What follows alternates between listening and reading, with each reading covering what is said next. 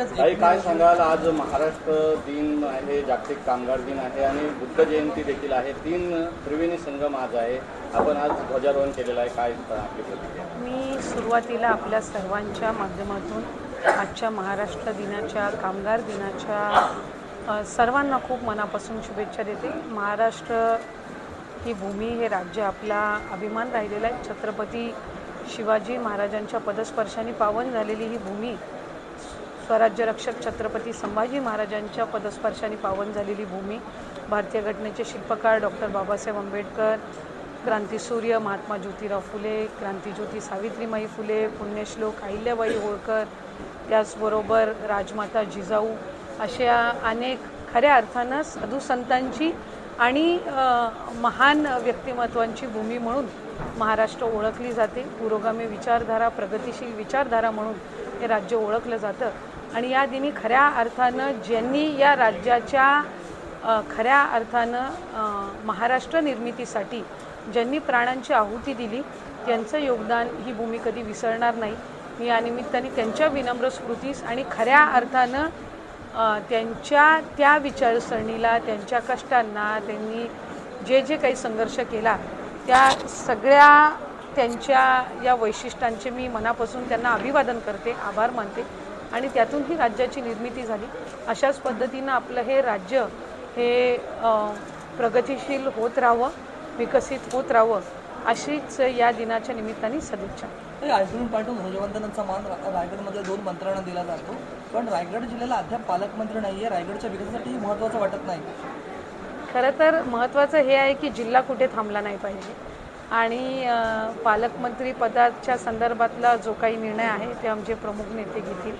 महायुतीचे नेते असतील आणि राज्याचे मुख्यमंत्री देवेंद्र फडणवीस साहेब, एकनाथजी शिंदे साहेब, आता सुनेत्रा काकी आहेत, हे त्या ठिकाणी निर्णय घेतील. पण एक बाब निश्चित आहे की त्या पदामुळे आपल्या जिल्ह्याचा विकास कुठेही खंडित होणार नाही किंवा कुठेही पालकमंत्री नाही म्हणून जिल्ह्यासोबत दुजाभाव हा होणार नाही, याची खबरदारी तिघांनी घेतली.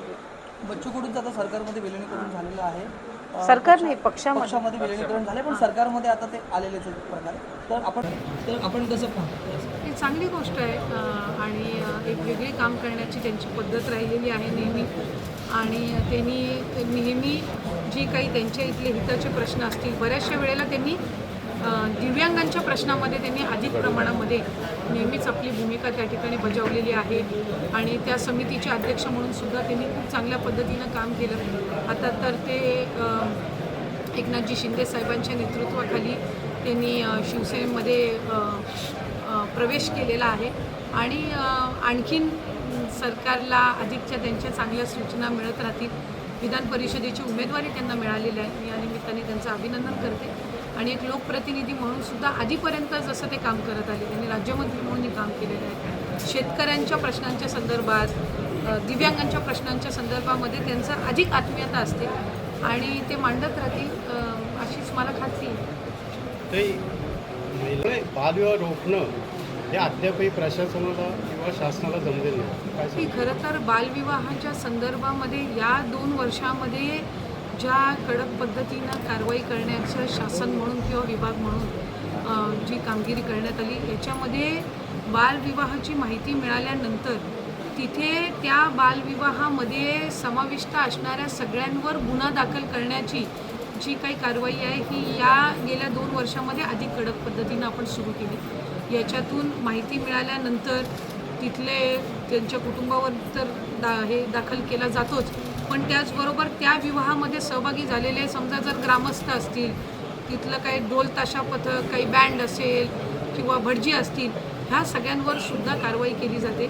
आणि या गेल्या 2 वर्षामध्ये तो रेशो आम्हाला ते प्रमाण कमी होताना जाणवतं आहे. इवन जे आपण म्हटल्याप्रमाणे खरं तर एकही बालविवाह होता कामा नये, हाच विभाग म्हणून आमचा प्रयत्न राहील.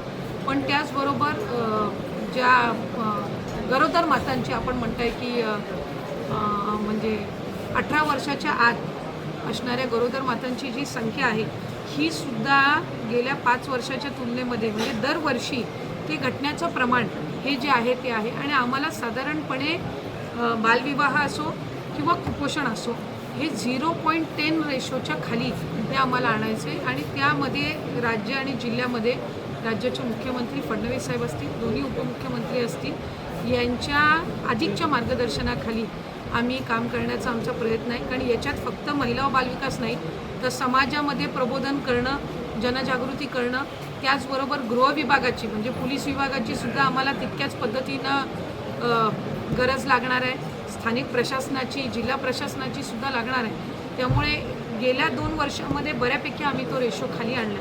तो अधिकाधिक खाली आणण्याच्या दृष्टिकोनातून किंवा तो नगण्य करण्याच्या दृष्टिकोनातून अधिकची कडक पावलं ही उचलली जातात. श्रीवर्धनचं जे ग्रामपंचायत खरं तर महत्त्वाचं हे आहे की जिल्हा कुठे थांबला नाही पाहिजे आणि पालकमंत्री पदाच्या संदर्भातला जो काही निर्णय आहे ते आमचे प्रमुख नेते घेतील, महायुतीचे नेते असतील आणि राज्याचे मुख्यमंत्री देवेंद्र फडणवीस साहेब, एकनाथजी शिंदे साहेब, आता सुनेत्रा काकी आहेत, हे त्या ठिकाणी निर्णय घेतील. पण एक बाब निश्चित आहे की त्या पदामुळे आपल्या जिल्ह्याचा विकास कुठेही खंडित होणार नाही किंवा कुठेही पालकमंत्री नाही म्हणून जिल्ह्यासोबत दुजाभाव हा होणार नाही याची खबरदारी तिघांनी घेतली.